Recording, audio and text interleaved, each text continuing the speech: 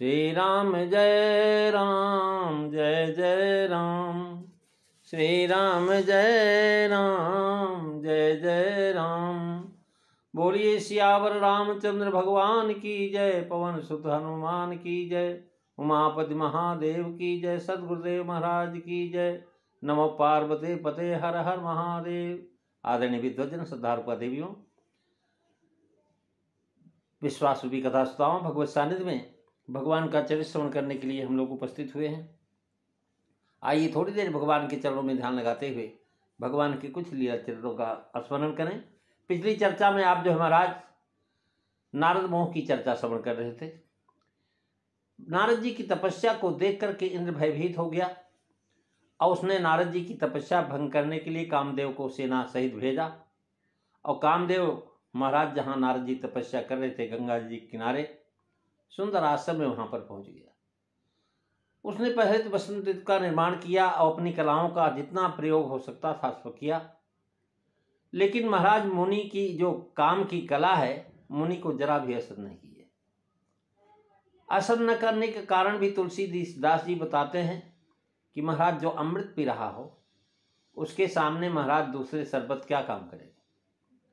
जो राम जी के ध्यान रूपी आनंद की अनुभूति कर रहा होगा उसके सामने काम क्या करेगा। जहाँ राम तह काम न।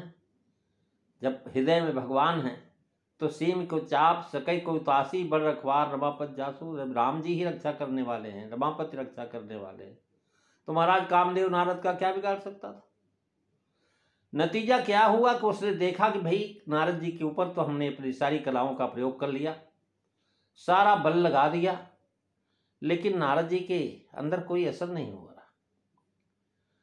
महाराज देखिए, जो पापी लोग होते हैं, जो बुरे कर्म करते हैं, वो डरते हैं। क्यों डरते हैं? क्योंकि अपने कर्म से ही डरते हैं। वो भयभीत हो गया कि कहीं अगर ऐसा न हो कि नारद जी को पता लगे कि भाई कामदेव मेरी तपस्या भंग करने आया था और नारद जी क्रोध में आकर के मुझे श्राप दे देंगे। तो श्राप न देने पाए, इसलिए महाराज उसने सोचा कि मैं भगवान से जो है नारद जी से क्षमा मांग लेता हूं। कल की चर्चा में आपने श्रवण किया था कि मुनि के मन में काम का प्रपंच नहीं व्यापा और एक कामदेव भयभीत होकर के अपने कर्मों से ही भयभीत होकर के गया, अपने सहायकों के सहित मन में हार मान गया। हारने के बाद भयभीत हो गया।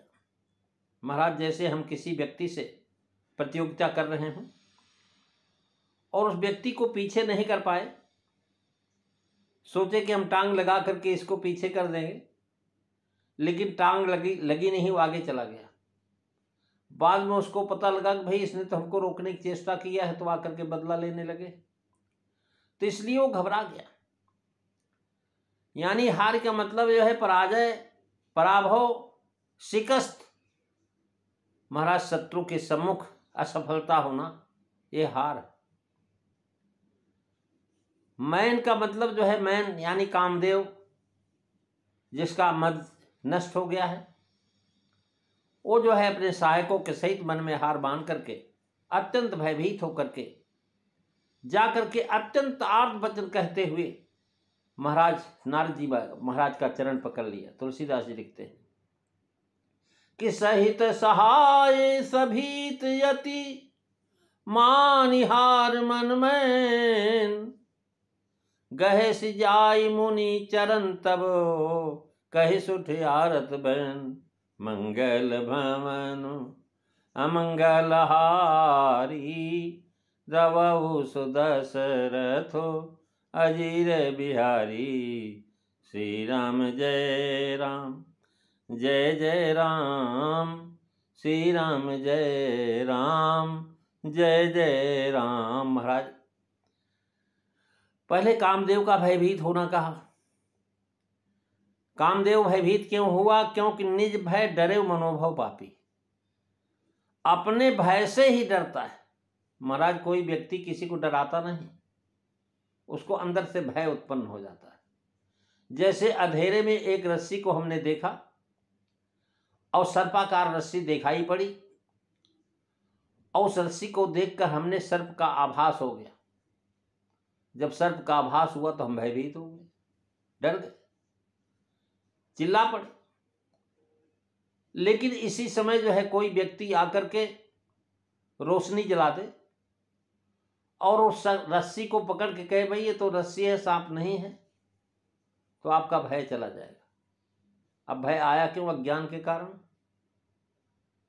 और आप जो महाराज निर्भय कैसे हुए? कि ज्ञान के कारण। नारद को महाराज कोई फर्क नहीं पड़ा। कामदेव ने सोचा कि कहीं नारद को अगर पता लगा तो हमको श्राप देंगे, दंडित हो जाऊंगा मैं। इसलिए महाराज डर के मारे जाके महाराज मुनि का चरण पकड़ लिया और मुनि का चरण पकड़ करके महाराज उसने जो है मान हार में हार गया, अर्थात अत्यंत आर्त वचन बोला कि हे महाराज त्राहि त्राहि दयाल मुन नारद, आप हमें बचाइए बचाइए बचाइए। महाराज, हे महाराज क्षमा कर दें, मैं स्वयं यहाँ नहीं आया था, मैं स्वयं यहाँ नहीं आया था। इंद्रासन लेने के भय से सुरपति ने मुझे पठाया था। इंद्रासन लेने के भय से सुरपति ने मुझे पठाया था। नारद जी से कहा महाराज आप हमें क्षमा कर दीजिए, मैं अपने आप यहाँ नहीं आया हूँ। मैं किसी मुनि संत महात्मा की समाधि तभी छुड़ाता हूँ जब हमारे राजा देवराज कहते हैं तब, अन्यथा हमें क्या जरूरत है। लेकिन आपकी समाधि अवस्था को देख करके इंद्र भयभीत हो गया कि कहीं नारद मेरा सिंहासन न ले लें। इस भय से उसने मुझे बुला करके बड़ा सम्मान किया और सम्मान करने के बाद मेरे से बोला देखो मैं जिस काम के लिए तुम्हें भेज रहा हूं उसमें मेरा हित है, और मेरा हित करने के लिए तुम जो है अपने सहायकों को साथ में लेकर के जाओ। हिमालय की उत्पत्त्या में गंगा जी के किनारे नारद जी तपस्या कर रहे हैं, उनकी तपस्या को भंग कर दो। महाराज उसने सोचा कि हमारे राजा हैं देवराज, और फिर जो है ऐसी स्थिति में राजा की आज्ञा मानना हमारा धर्म है, प्रजा है। उसने अपने सहायकों को ले लिया, रंभा आदि जो है सारी अप्सराओं को लिया, गीत वाद्य नृत्य का सारा कार्यक्रम वहां करके और जो है नारद जी को रिझाने की चेष्टा की है। लेकिन महाराज जब कुछ नहीं लगा तो हार मान है रहे, मन में हार गया और जाकर के मुनि के चरणों में बताया कि महाराज मैंने नहीं किया ऐसा कुछ, ये तो इंद्र की वजह से ऐसा हुआ। यानी मन से, कर्म से, वचन से, तीनों प्रकार से नम्र होकर के मुनि के चरणों में गिर पड़ा। मान हार यहां मानी कि महाराज इंद्र की सभा में जाकर के उसने इंद्र की सभा में जाके कहा मैं तो हार गया। महाराज इंद्र की सभा में पहुंचा और बताया कि मैं गया, नारद जी को बहुत रिझाने की चेष्टा किया, उनकी कामना जागृत करने का प्रयत्न किया, लेकिन कामना जागृत नहीं हुई, मैं हार गया। ऐसा जब कहा तो वहां सारे देवता लोग आश्चर्य में पड़ गए कि काम हार के आया, और काम हार के आया।